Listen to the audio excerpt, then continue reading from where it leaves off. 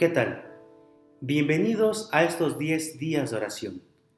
10 días en los cuales estaremos tomando un momento de nuestro día, primeramente para escudriñar en la palabra de Dios, en la Biblia, pero también orando unos por los otros, orando por las diferentes necesidades que se presentan en nuestra comunidad, en nuestra sociedad, en nuestras ciudades, en nuestro país y también principalmente en nuestras familias. La Iglesia Adventista del Séptimo Día ha tomado esta iniciativa con todos sus miembros, que en este periodo de inicio de año podamos unirnos todos juntos en oración para así buscar a nuestro Padre Celestial y llevar esperanza a los corazones que tanto sufren. Te doy la bienvenida a estos 10 días de oración con el título Un llamado a la oración. Todos somos llamados a la oración. Acompáñame e iniciemos con nuestra primera reflexión de estos 10 días.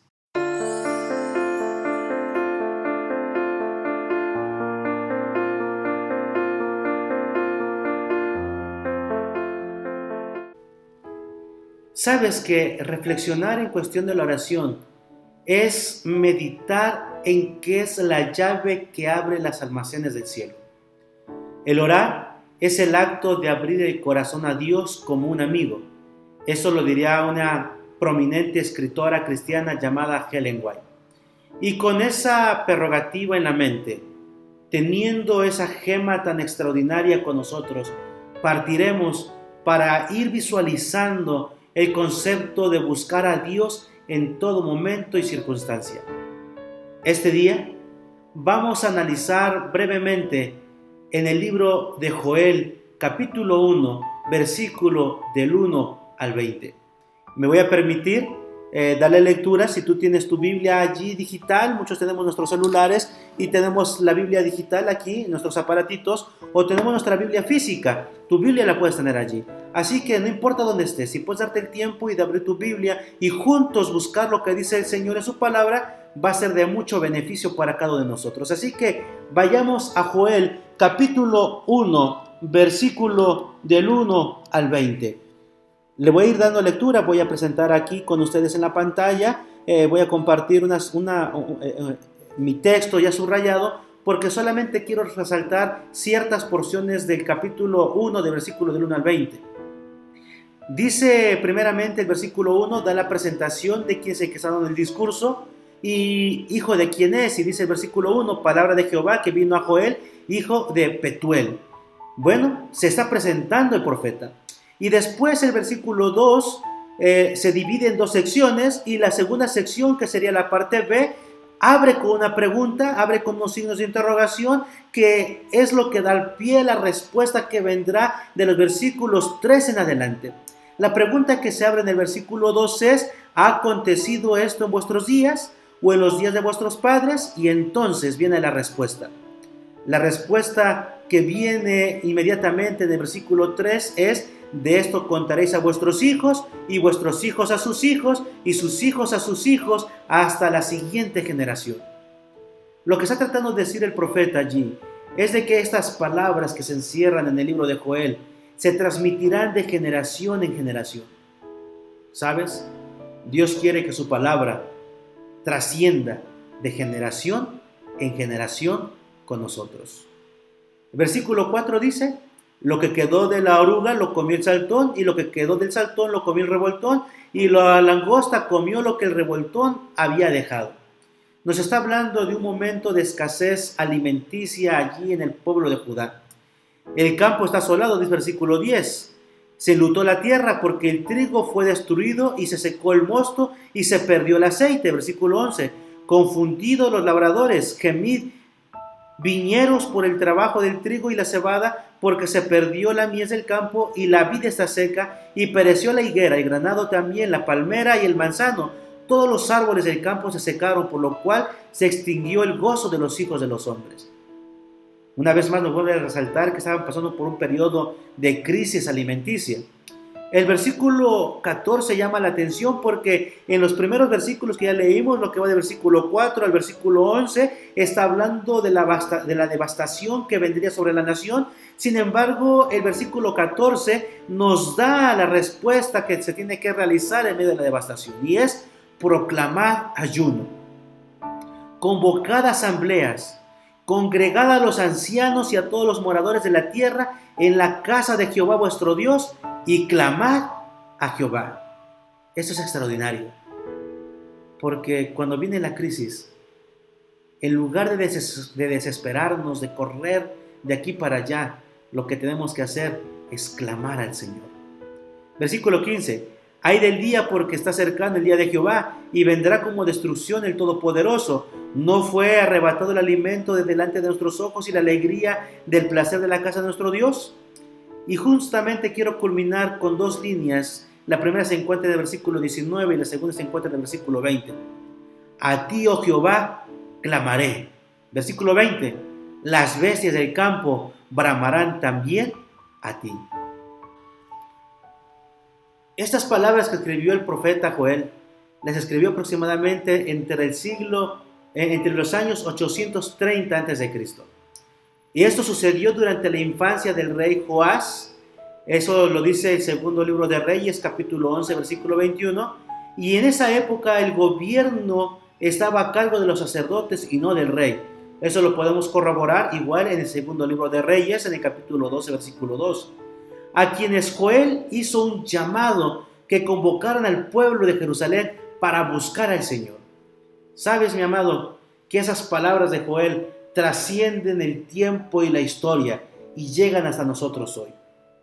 Llegan hasta ti y hasta mí en estos momentos de dificultad. ¿Por qué?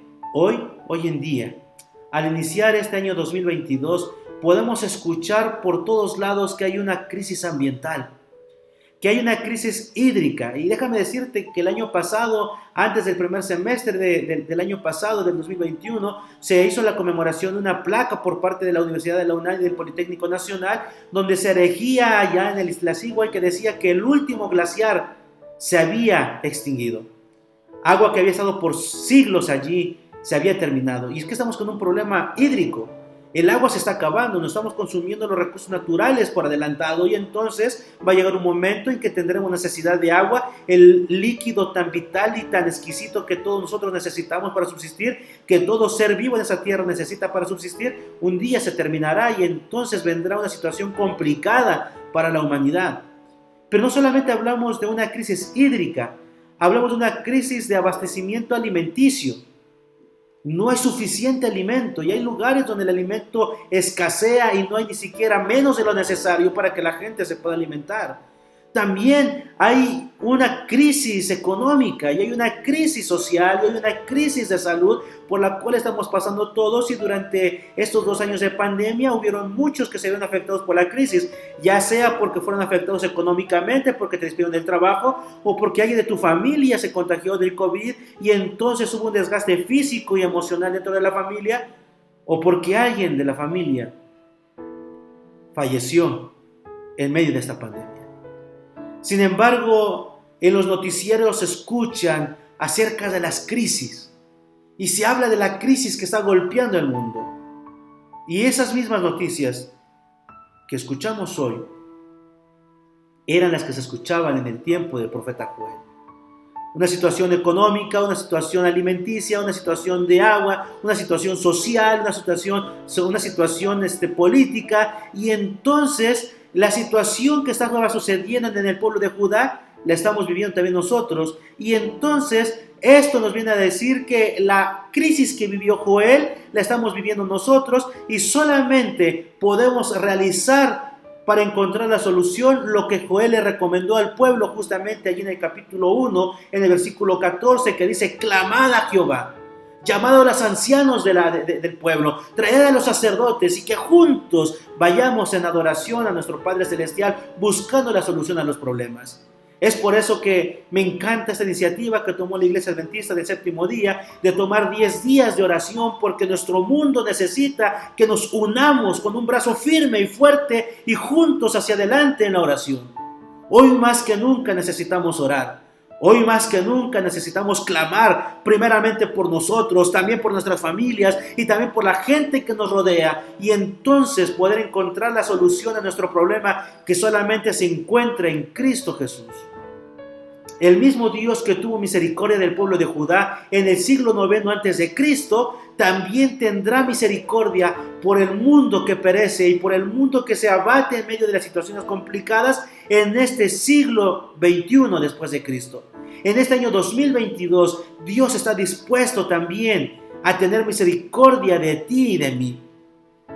Pero llegan preguntas a nuestra mente. Preguntas como: ¿por qué existe el sufrimiento?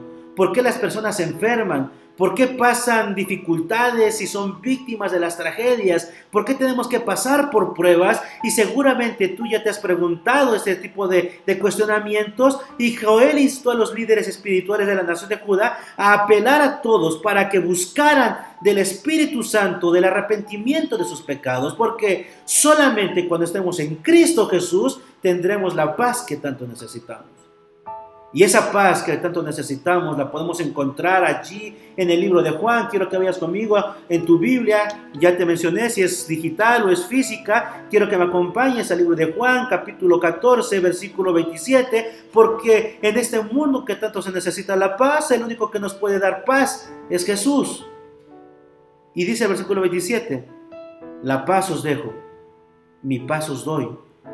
No la doy como el mundo la da. No se turbe vuestro corazón, ni tenga miedo. En un momento de la historia en que todos sentimos temor en el corazón, Jesús nos dice: no se turbe tu corazón, ni tenga miedo. Debemos confiar plenamente en las promesas de aquel que estuvo dispuesto a venir a este mundo a dar su vida en favor de cada uno de nosotros. Sin embargo, el profeta Joel señaló que debemos hacer ciertas situaciones para encontrar el perdón, y lo primero que tenemos que hacer es clamar al Señor. Y cuando tú y yo clamamos al Señor, entonces entendemos que somos pecadores, y es que a la mayoría de las personas les cuesta trabajo admitir que son pecadoras. Y muchas personas dicen: no he matado a nadie, no he robado 1,000,000 de pesos, no he adulterado, por lo tanto no necesito arrepentirme de ningún pecado porque no he pecado. Y solamente nos fijamos en lo que aparentemente son los pecados grandes y decimos: no hemos pecado. Sin embargo, Romanos capítulo 3:23 nos dice que todos hemos pecado y hemos sido destituidos de la gracia de Dios. Pablo, inspirado allí en Romanos, le dice a los romanos y nos dice a nosotros también que todos hemos pecado. Y al pecar, mis amados, estamos alejados de la gloria de Dios.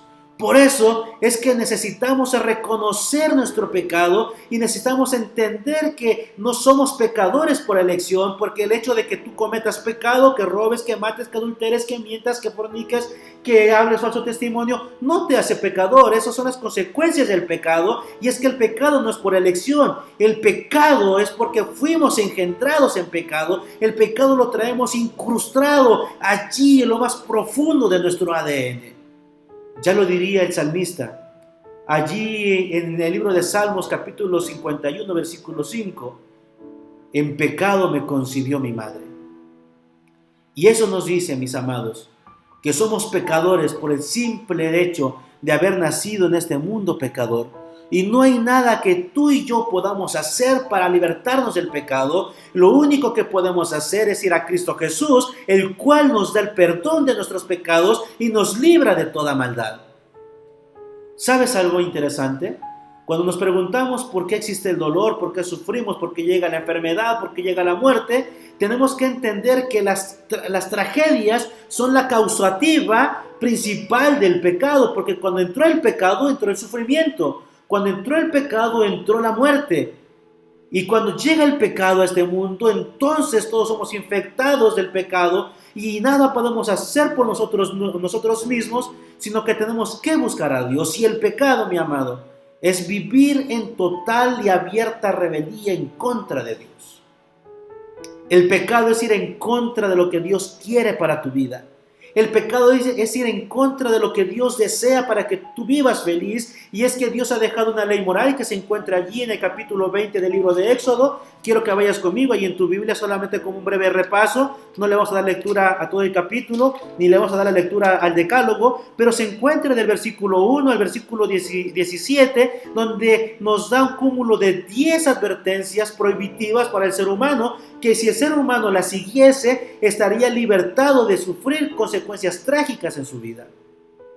Y es que muchos pensamos que Dios es egoísta, que Dios es un Dios arbitrario solamente y que no desea nuestro bienestar y no desea que seamos felices. Pero cuando vamos a la Escritura y vemos allí en los 10 mandamientos que dice que no mataremos, no cometeremos adulterio y no hurtaremos, que son los principales que más sobresalen en la sociedad porque la gente se cree correcta cuando no realiza ninguno de estos mandamientos, entonces a veces decimos es que Dios es un Dios injusto, pero no.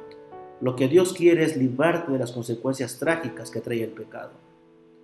Porque cuando robas, porque cuando adulteras, porque cuando matas a alguien, no solamente sufres tú, sufre la familia. Y entonces el ser humano está muy dado a vivir en contra de la voluntad de Dios, y el pecado es eso, vivir en abierta rebeldía en contra de lo que Dios pide para nosotros. Es darle la prioridad a nuestros deseos personales y dejar a Dios en último lugar. Es buscar mi bienestar personal y olvidarme del bienestar de mi prójimo. Por lo tanto, lo que hace el profeta Joel allí en el primer capítulo, en el que ya leímos de unas breves pinceladas, da por lo menos 7 recomendaciones principales. Y las primeras son, las 7 son, primeramente, tenemos que humillarnos. Tenemos que recordar y reconocer que solamente Dios es el soberano de todo lo que existe y que nosotros somos pecadores miserables y que necesitamos de Él para el perdón de nuestros pecados. Necesitamos también la tristeza por el pecado. El arrepentimiento debe estar acompañado de tristeza y repugnancia por el pecado. Y hasta que no sintamos esta repugnancia por pecar, entonces no habrá una conversión total en nuestra vida. Pero también nos recomienda allí el profeta Joel que debe haber un reconocimiento de la insuficiencia personal para resolver el problema del pecado. Tú no puedes hacer nada por el pecado. Yo no puedo hacer nada por el pecado. El único que puede hacerlo todo por nosotros es Cristo Jesús. Y es por eso que es maravilloso que la salvación es solamente por gracia, porque Cristo Jesús ya hizo todo por ti, ya hizo todo por mí. Lo único que necesitamos hacer es aceptar la gracia inmerecida de Cristo Jesús que nos da para el perdón de nuestros pecados. Pero también necesitamos tener disciplinas espirituales. Y esas disciplinas espirituales se dividen en 3.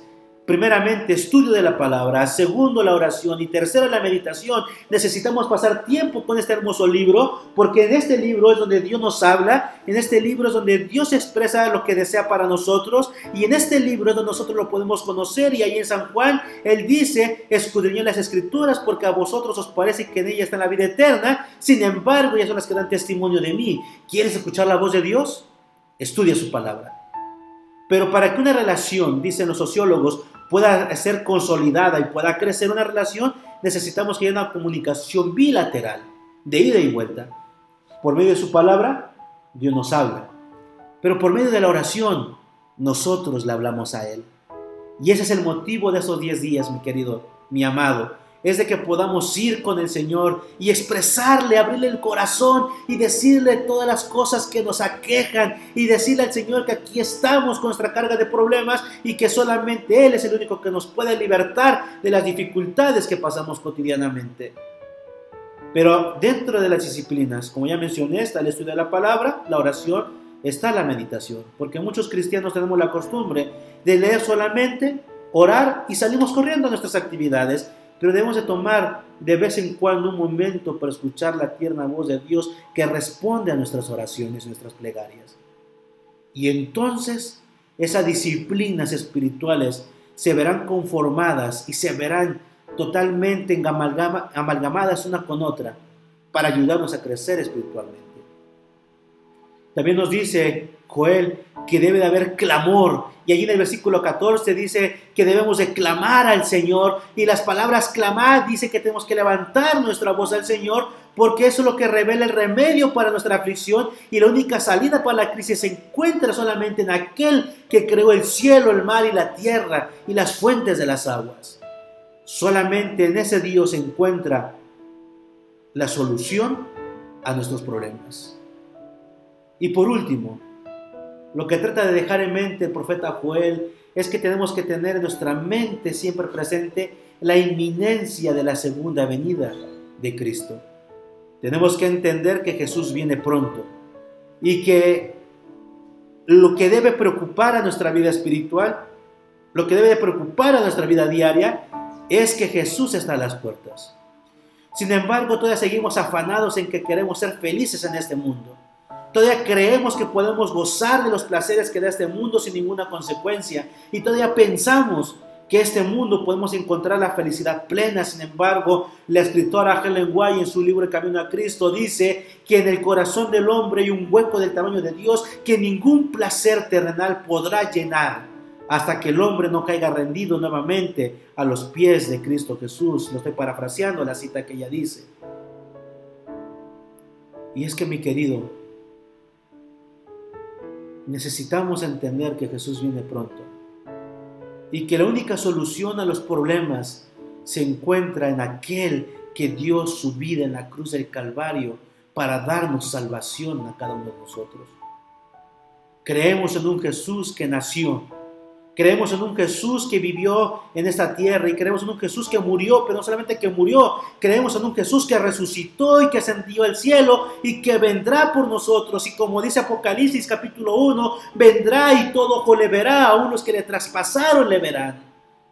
Y solamente en ese Jesús se encuentra la solución a tus problemas y a mis problemas. Solamente en Él puedes encontrar la paz que tanto necesita el corazón. Y quiero recordarte una vez más lo que dice San Juan capítulo 14, versículo 27. Mi paz os dejo, mi paz os doy. No la doy como el mundo la da. No se turbe vuestro corazón ni tenga miedo. Porque en medio de la turbación del corazón, en medio de la temeridad que puede haber en el corazón, podemos encontrar la certeza y la fortaleza solamente en Cristo Jesús. Solamente en Él, y teniendo en la mente presente siempre que Cristo está a las puertas, es cuando tendremos la necesidad de prepararnos espiritualmente para encontrarnos con ese precioso Salvador. Seguramente estás cansado de vivir una sucesión interminable de crisis en este mundo.